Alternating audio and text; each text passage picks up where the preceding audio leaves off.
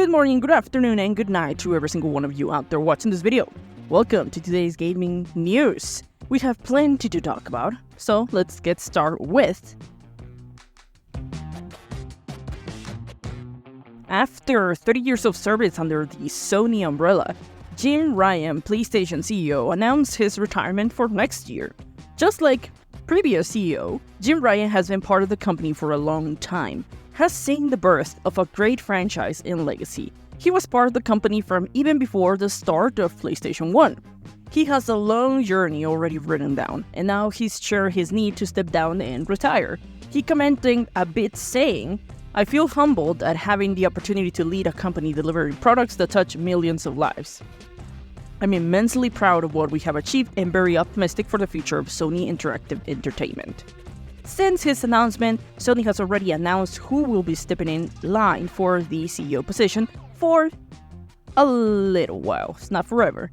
Starting April 1st, 2024, Hiroki Totoki, the current COO and CFO of the company, will be working as CEO at least until a new person is chosen to take into the role. On March 2024, Jim Ryan will step down and leave behind a legacy. In a build-up, he started the path to take on PlayStation into the new generation with the PS5, but also paved the way for the live service games empire that PlayStation hopes to tap into. Even Phil Spencer shared his own comment, adding a tribute to the announcement. He said through his social media, "Jim Ryan has been a great contributor to our industry and a fierce leader for PlayStation. I wish him the best in what he does next. Thank you for all you've done to the community over the last 30 years, Jim." Now, it'll be some time before Sony announces the next CEO. It will probably be a new face, a new young gun, maybe, I don't know, that unlike previous PlayStation CEOs hasn't been part of the company since the beginning. Fingers crossed, whoever they are, they take PlayStation into a new and bright frontier. If we thought this whole ordeal was done for after the trial back in July, well, the Federal Trade Commission says we aren't done, bud. FTC is back and still fighting the Activision acquisition. The institution has confirmed it plans to proceed with its in-house challenge. And while the process was paused over the summer, now the FTC will be heard by its internal administrative law judge. The FTC is decided to fight the acquisition, whatever the outcome is. It looks like it wouldn't even matter though. Because according to Bloomberg, while the FTC can technically continue to challenge the deal even after it closes, it is unlikely that it will stop it from going through. FTC is now fighting a lost fight, and their efforts will be placed towards the federal appeal process. A spokesperson from Activision answered the news, saying, "We are focused on working with Microsoft toward closing. How the FTC uses limited taxpayer dollars is its decision." Ouch. Not so long ago, the CMA and another regulator that was fighting the deal had already decided to let it go and let the deal go through. So at this point, it's just a matter of time before the deal closes, it feels like. And the anticipated date to finish the transaction is set to occur on October 18. For those VR fans, you can expect to have a new toy available to purchase in the upcoming month. Yesterday it was announced that Metaquest number 3 will launch in October. This piece of hardware is the next generation of virtual and mixed reality headset. It will launch on October 10th with a price of $499 for the 128GB model, or $649 for the 512GB model. Both will include a free copy of an action RPG sequel of Asgard's Wrath, number 2, when it's released in December. Another perk that will be included when buying one of the models is a 6-month trial for Metaquest Plus. This subscription service gives 2 VR titles on the first day of every month to those subscribed to it. Now, if you already have a Game Pass Ultimate subscription, which includes Xbox Cloud Gaming, then you will also be able to enjoy it in Metaquest 3 in December.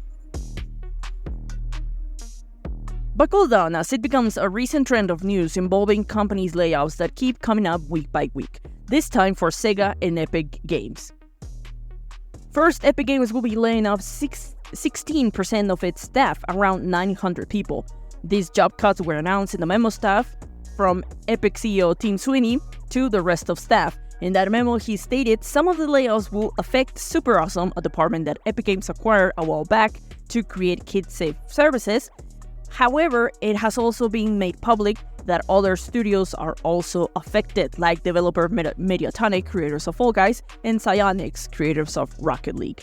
CEO of Epic Games wrote on the memo a reason behind the layoffs, saying, "For a while now, we've been spending way more than we earn, investing in the next generation of Epic, growing Fortnite as a metaverse-inspired ecosystem for creators. I had long been optimistic that we could power through this transition without layoffs. But in retrospect, I see that this was unrealistic." So, worst of these situations, layoffs are happening because of mismanagement, not having proper considerations on the company's growth and possible market performance. Basically, throwing all the chips in the table and forgetting about a backup. Terrible, terrible thing to do. Meanwhile, over at Sega, the company announced that they would not be laying off staff, but that a couple of announced games will be cut down, even a game that has been under development for 6 years. The company had to say about this decision. In response to the lower profitability of the European region, we have reviewed the title portfolio of each development base in Europe, and the resulting action will be to cancel Hyenas and some unannounced titles under development. The game called Hyenas has been under development for the last 6 years under the studio Creative Assembly. Now, all the staff working on the project will be moved to other departments that have open spots, in this way avoiding layoffs to anyone. Even with not having layoffs, it's still a tragic that a project that have been in the works for so long will never get to see the day of light. Unfortunately, times are changing, and while during the pandemic, gaming saw a huge growth, that growth hasn't been able to sustain itself as time has passed by. Both Sega and Epic Games are suffering kind of similar problems, but not similar problems. Decisions taken by executives back then didn't account, and in the case of Epic Games for the future, now employees are suffering those consequences. But hey, Epic Games is raising the price of the V-Bucks. That will for sure take them out of the economic problem. Time for some quick updates, and this time I have a couple of them, so put on your seatbelts because we are going in fast.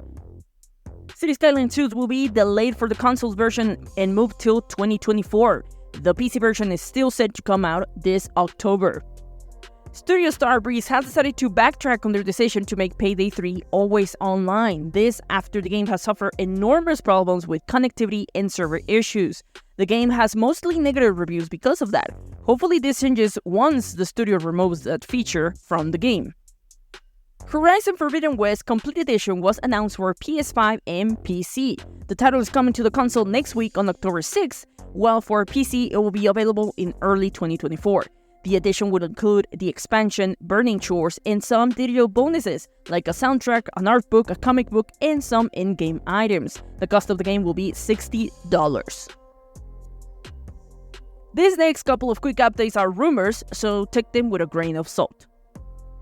There is an alleged leak of Far Cry 7 that talks about the story and setting of the game. It is said that the game will be premiered in fall 2025 and developed by Montreal Ubisoft. Far Cry 7 is said to be a non-linear story centered around rescuing the player's kidnapped family, a wealthy family that has been kidnapped by a conspiracy group called the Sons of the Truth.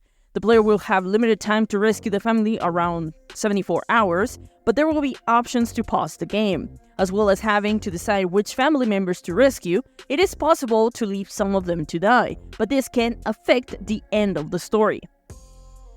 Oh, GTA 6. Rumors about the announcement keep piling up with the latest being that the game announcement will happen next month on October 26th. We've heard these times a lot already, but this one might carry some truth since it has also popped after news about Rockstar expecting a huge sales year for the upcoming fiscal year, as well as several rumors supporting the possibility of this announcement happening soon. Again, it could all be just nothing.